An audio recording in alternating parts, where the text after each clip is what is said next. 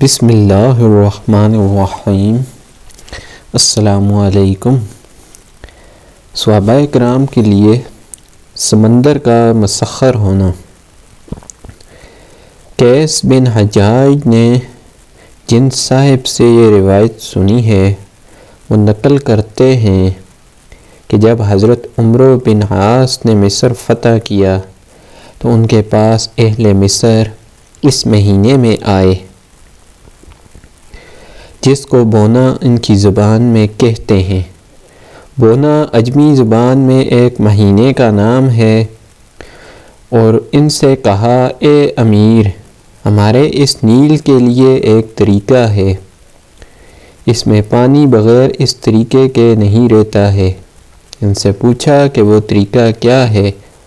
انہوں نے کہا کہ جب اس مہینے کی 12ویں رات گزر جاتی ہے تو ہم میں ایک ایسی کنواری لڑکی کی طرف قصد کرتے ہیں جو اپنے ماں باپ کی اکلوتی ہوتی ہے۔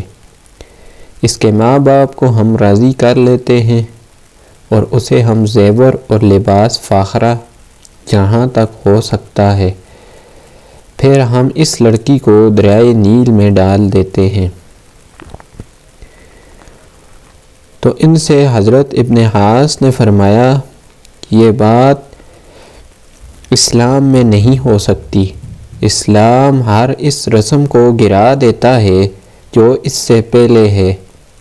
چنانچہ اہل مصر ان 3 مہینوں میں بونا اور حبیب اور مصری میں ٹھہرے رہے اور دریائے نیل بالکل جاری نہ ہوا، یہاں تک کہ ان لوگوں نے جلا وطنی کا ارادہ کیا۔ جب یہ بات حضرت عاص نے دیکھی تو حضرت عمر کے پاس اس بات کو لکھا۔ حضرت عمر نے اس بات کو لکھا۔ حضرت عمر نے انہیں جواب دیا کہ تم نے یہ بات بالکل ٹھیک کہی ہے کہ اسلام اپنے سے پہلی رسموں کو مٹا دیتا ہے۔ میں تمہارے پاس ایک خط بھیجتا ہوں، جب تمہارے پاس میرا یہ خط پہنچے تو اس خط کو دریائے نیل میں ڈال دینا۔ جب حضرت عمر کا خط ابن عاص کے پاس آیا، اس پرچہ کو کھول کر پڑھا تو اس پرچہ میں صرف اتنا مضمون تھا: اللہ کے بندے، عمر امیر المومنین کی طرف سے اہل مصر کے دریائے نیل کے لیے ہے، اما بعد اگر تو اپنی طرف سے جاری ہوتا تھا تو مت جاری ہو، اگر اللہ واحد قہار نے تجھ کو جاری کیا تھا تو ہم اللہ واحد قہار سے سوال کرتے ہیں کہ تجھ کو جاری کر دے۔ حضرت ابن عاص نے یہ پرچہ دریائے نیل میں اس روز سے ایک دن پہلے جس میں یہ لڑکی کی بھینٹ چڑھاتے تھے ڈال دیا۔ ادھر اہل مصر جلا وطنی کا ارادہ اور مصر سے چلے جانے کا ارادہ کیے ہوئے تھے کہ ان کی معاش کا معاملہ دریائے نیل کے بغیر درست نہیں ہو سکتا تھا۔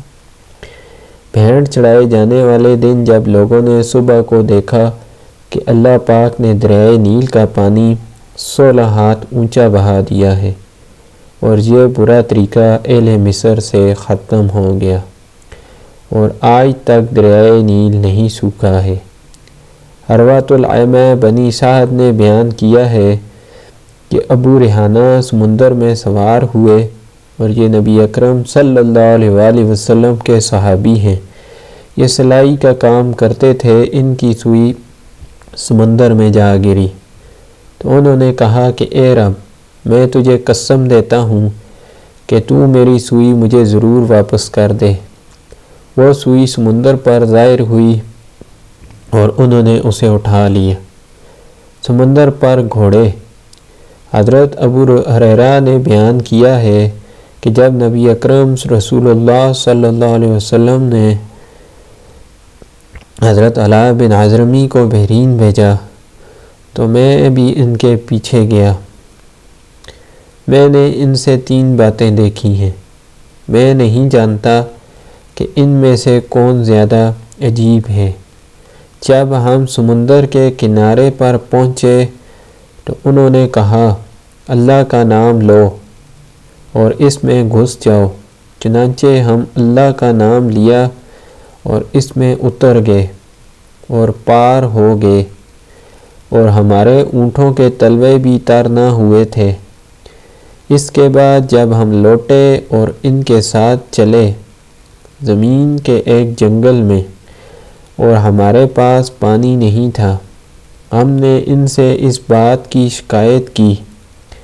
انہوں نے 2 رکعت نماز پڑھی اور اس کے بعد دعا کی تو اچانک ایک ڈھال کے برابر ایک ابر نمودار ہوا، اور پھر اس ابر نے اپنی مشکیں لٹکا دیں تو ہم نے پانی پیا اور اونٹوں کو پلایا اور ان کی وفات ہو گئی۔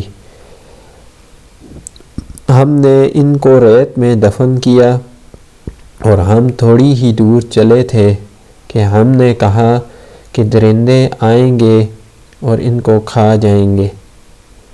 ہم جو ان کی قبر کی طرف واپس آئے تو ان کو قبر میں نہ دیکھا۔ ایک روایت میں یہ اضافہ ہے کہ جب ہم ابن مقابہ قصرہ کے گورنر نے دیکھا، اس نے کہا خدا کی قسم ہم ان کا مقابلہ نہ کریں گے، تو وہ ایک کشتی میں بیٹھ کر فارس چلا گیا۔ مزید اس طرح کی اسلامی ویڈیو کو دیکھنے کے لیے ہمارے یوٹیوب چینل اسلامک وائس کو سبسکرائب کریں، ویڈیو کو لائک اور شیئر کرنا نہ بھولیں۔ شکریہ۔